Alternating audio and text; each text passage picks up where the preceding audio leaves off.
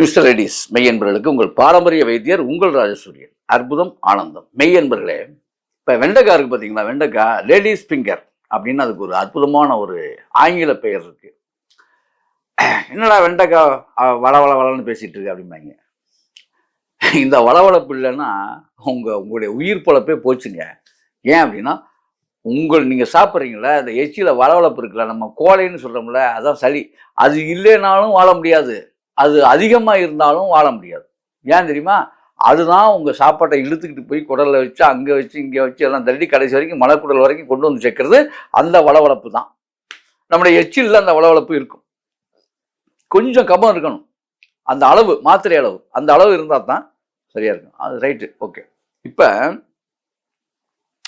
இந்த வெண்டைக்காயை வச்சு என்ன பண்ணலாம் அப்படின்னா, ஒரு மனிதன் ஒரு வாரத்துக்கு, இப்போ நீங்கள் சொல்கிறீங்களா ஞாயிற்றுக்கிழமை ஆனால் எங்கள் வீட்டில் மட்டன், எங்கள் வீட்டில் சிக்கன் அப்படிங்கிறீங்களா, அதாவது வெண்டைக்காயை நீங்கள் எல்லா விஷயத்துக்கு பயன்படுத்தலாம் அப்படிங்கிறது நல்ல காய் அது. ஆனால் முக்கியமாக அது என்னென்ன செய்யுதுங்கிறத நீங்கள் கொஞ்சம் புரிஞ்சுங்க. என்னென்ன நோய்களை தீர்க்குதுங்க புரிஞ்சுக்கணும். இந்த லங்ஸ் இருக்குது பார்த்தீங்களா, இந்த லங்ஸுக்கு ஒரு அற்புதமான ஒரு ஆற்றலை தரக்கூடியது நம்ம வெண்டைக்காய். அதாவது இந்த சைனஸ் பிரச்சனை, சளி பிரச்சனை, கபத்தொல்லை, வெண்டைக்காய் பெஸ்ட்டு. எப்படி வெண்டைக்காய் பெஸ்ட் அப்படின்னா, இஞ்சி பூண்டு கலந்த வெண்டைக்காய். அது இஞ்சி பூண்டு கலந்து நீங்கள் என்ன வேணாலும் பண்ணிக்கங்க. வெண்டைக்காய் இஞ்சி பூண்டு மிக்சிங்கில் வெண்டைக்காயை என்னென்ன செய்யணுமோ எப்படி வேணால் செஞ்சுக்கங்க. செஞ்சு சாப்பிட்றதுக்கு ஆஸ்துமா கம்ப்ளைண்ட் உள்ளவன் இஞ்சி பூண்டு கலந்து வெண்டைக்காய் சாப்பிட்டா மாத்திரையே தேவையில்லை. யாத்திரையும் மாத்திரையும் அவனுக்கு வேண்டாம். சரி, இந்த வயிற்று பிரச்சனை, வயிற்று பெருமல், அது இதெல்லாம் சொல்கிறீங்களே, அந்த குடலை கழுவி எடுக்கும் சார். ஒரு சுகபீதியாக அது செயல்படும். வெந்தயமும், வெந்தய குழம்பு இருக்குது பார்த்தீங்களா, வெந்தய குழம்பை தக்காளியில் புளி சேர்க்காம தக்காளியில் வெந்தய குழம்பு வச்சு வெண்டைக்காயை நிறையா போட்டு சாப்பாட்டுக்கு ஈக்குவலாக வெண்டைக்காய் சாப்பிட்டு ஒரு 3 நாளைக்கு சாப்பிட்டு பாருங்கள். எப்பேற்பட்ட குடல் பிரச்சனையாளனுக்கும் போயிடும். இந்த அதாவது உங்களுக்கு லிவரில் தங்கியிருக்கக்கூடிய கொழுப்பு இருக்கு இல்லையா, சுத்தமாக தூக்கிறோம். அடி வயிறு தூக்கலாகவும் பெருத்தும், வயிறு பெருத்து இருக்குல்ல, கொழுப்பை கரைச்சி வெளியே எடுத்துணும். நான் சொன்னதை சேர்த்து சாப்பிட்டீங்கன்னா சரியா? அந்த மாதிரி வெண்டைக்காயில் இன்னொரு விஷயம் இருக்கு அற்புதமாக.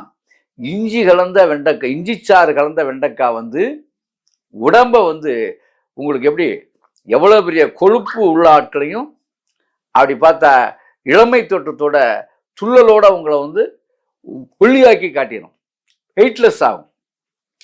இது மாதிரி அதே மாதிரி இந்த ஒரே ஒரு விஷயம் என்னன்னா, உடம்பு பருத்தவர்கள் இப்படி அதாவது என்னன்னா, வெந்தயமும் வெண்டைக்காயும் கலந்து சாப்பிடக்கூடாது. உடம்பு பருத்து ரொம்ப வெயிட்லெஸ் அவங்களுக்கு என்ன செய்யணும், இஞ்சி பூண்டோட வெண்டைக்காயை சாப்பிடணும்.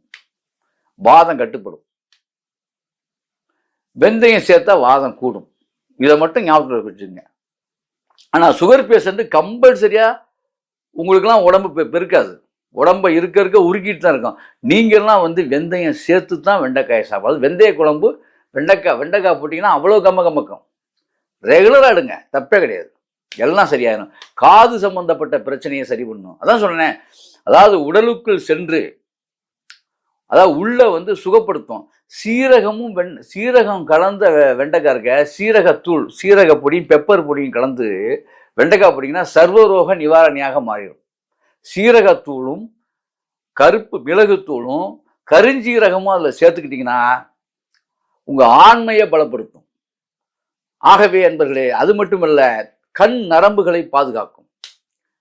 இதை விட ஒரு அற்புதமான விஷயம், ஆண்களுடைய இடுப்புக்கு கீழ் உள்ள பகுதிகள், ஆண் குறி, இதுல வரக்கூடிய நோய்களை எல்லாம் கருஞ்சீரகம் கலந்த வெண்டைக்காய் சரி செய்யும். ஆகவே இதையெல்லாம் தொடர்ந்து உணவுல வாரத்துல 3 நாள் வெண்டைக்காய் நல்லா எடுத்து பாருங்க. இது இன்னொரு விஷயத்தையும் பண்ணும். சிறுமூளை இருக்கு இல்லையா, சிறுமூளைக்கு இரத்தத்தை சீராக எடுத்து சென்று, அதாவது பிரெயின் கூமர் உள்ள நோய், அந்த பிரெயின் கூமர்னு சொல்றோம்ல, அந்த நோய்களை கூட அது சரி செய்யும். பிரெயினை சுத்தமாக வச்சிருக்கு, நீட்டாக வச்சிருக்கு. பிரெயினுக்கு தேவையான விட்டமின்களை மினரலை இங்கேருந்து அனுப்பக்கூடிய, அதாவது அதுக்கான கிடைக்கக்கூடிய ஆற்றல் இந்த வெண்டைக்காயில் நிறையா இருக்குது. அதுக்காக பச்சை வெண்டைக்காய் திங்கிறேன், பச்சை வெண்டைக்காய் திங்கிறேன்னு தேவையே கிடையாது. இப்படி இணைத்து அதாவது நான் சொல்லக்கூடிய விஷயங்களோட கலந்து சாப்பிட்டீங்கன்னா மருந்து பொருளாக மாறி அந்த விருந்து தான் உங்களுக்கு மருந்தாக மாறி உடம்புல நான் சொன்ன மாதிரி பல நோய்களை தீர்க்கும் ஆற்றல் பெறும். ஆகவே அன்பர்களே, இப்படி செய்து அப்படி வாழுங்கள்.